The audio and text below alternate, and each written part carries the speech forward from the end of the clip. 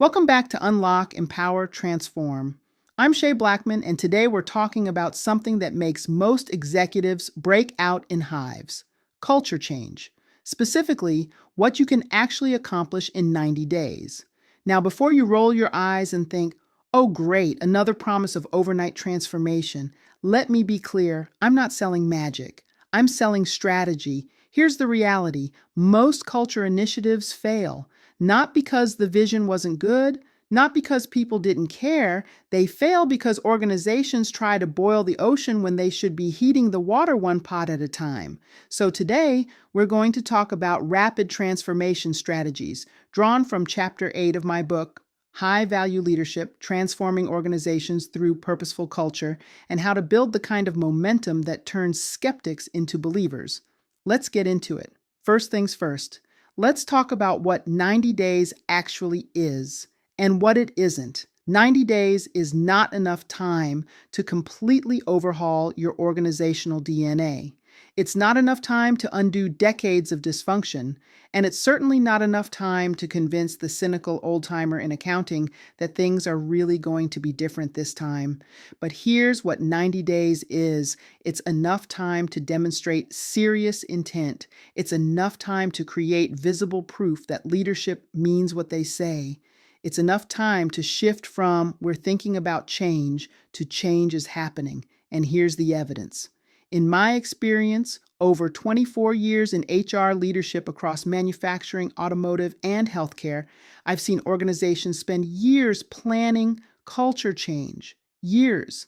Meanwhile, employees are watching, waiting, and becoming increasingly skeptical with every passing quarter. The 90-day framework flips that script. It says we're going to move fast, we're going to be visible about it, and we're going to create wins that people can actually feel.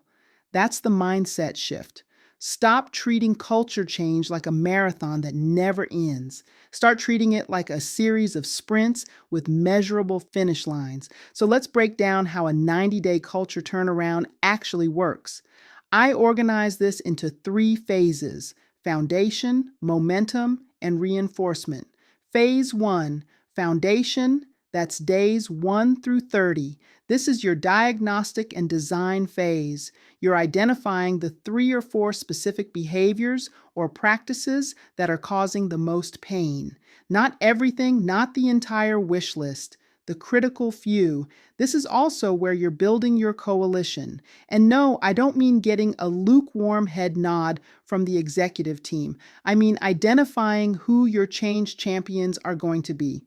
Who has influence? Who has credibility? Who's been waiting for permission to do things differently? Those are your people. Those are your first movers.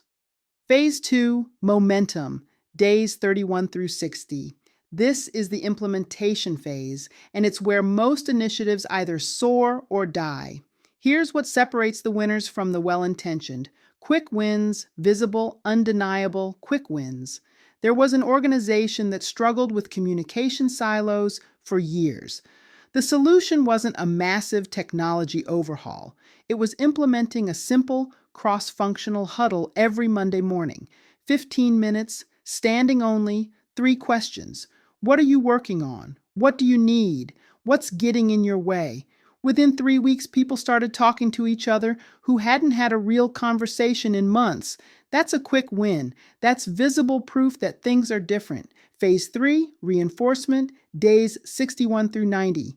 This is where you lock in the gains, you're documenting what's working, you're celebrating the wins publicly, you're addressing the resistance that's still lingering, and you're planning for the next 90 days. Because here's the thing, the first 90 days aren't the end. They're the proof of concept that earns you permission to keep going. Let's talk about momentum, because this is where the psychology of change either works for you or against you. Here's what I know to be true. People don't resist change. People resist uncertainty. People resist feeling like they're being changed at rather than changing with. Building momentum means creating a drumbeat of progress that people can see, hear, and feel. It means over-communicating what's happening, who's involved, and what's next. In my doctoral research in organizational leadership at National University, I've been studying what makes cultural transformation sustainable versus what makes it a temporary blip that fades as soon as leadership attention moves elsewhere. You know what the difference is? Consistency, relentless consistency. Not flashy launch events followed by radio silence, not posters on walls that nobody reads. Consistent, visible action, week after week, meeting after meeting. There's a concept I discuss in Chapter 8 called the progress celebration cycle. It's simple. Identify a milestone, recognize the people who made it happen, and immediately point to the next milestone. No resting on laurels. No, we made it, we're done. Every celebration is a launch pad for the next push forward. That's how you build momentum that outlasts the initial enthusiasm. Now, let me share what this looks like in practice through Shea Blackman Consulting's approach to rapid culture transformation. Our Quick Start program is designed specifically for organizations between 20 and 200 employees, companies that are big enough to have real culture challenges, but small enough that changes can actually be felt quickly. We start with what I call a culture temperature check, a rapid assessment that identifies your highest impact opportunities for change, not a 6-month audit, a focused diagnostic that gets to the heart of what's really happening. From there, we design 3 to 4 targeted interventions that can be implemented within 30 days.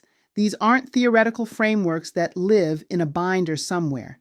These are practical, observable changes that employees will notice. For example, restructuring how recognition happens, redesigning meeting rhythms, creating feedback loops that actually close, small hinges that swing big doors. What makes CBC's approach different is our emphasis on prevention over reaction. We're not just putting out fires, we're building early warning systems so you can see the smoke before there's a blaze. That's the mindset we bring to every engagement: rapid, focused, sustainable. All right, let's make this practical. I want you to do something right now. Grab a piece of paper or open a note on your phone. This is going to take 2 minutes. I want you to answer 3 questions. 1.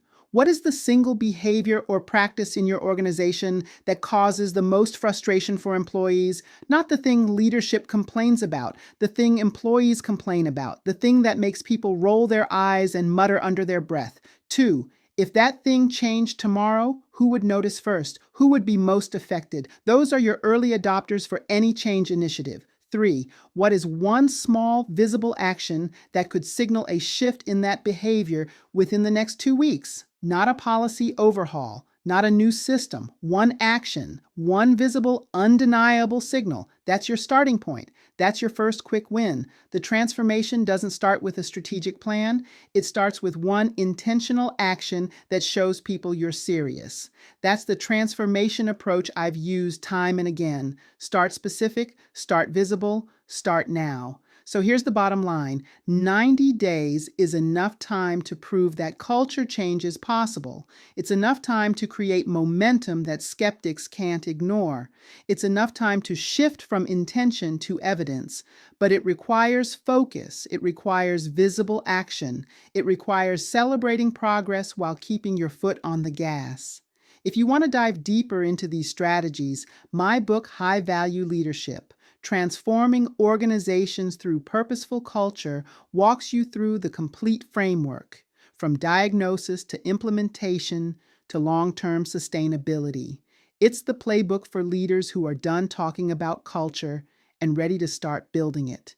And for those of you ready to take it to the next level, keep your eyes open for the High Value Leadership Intensive. It's coming soon, and it's going to be the deep dive experience for leaders who want hands-on guidance in transforming their organizations. More details are coming, so make sure you're subscribed. Now, I know that leading through change can test your resilience like nothing else. That's why I created the Shield Resilience Strategy Guide. It includes tools for maintaining your self-awareness when things get intense, strategies for healthy coping during high-pressure seasons, and daily practices that keep you grounded when the transformation gets challenging. Download it free. Link is in the description. Before you go, drop a comment below. I want to know, what's the one thing in your organization's culture that you would change first if you had 90 days?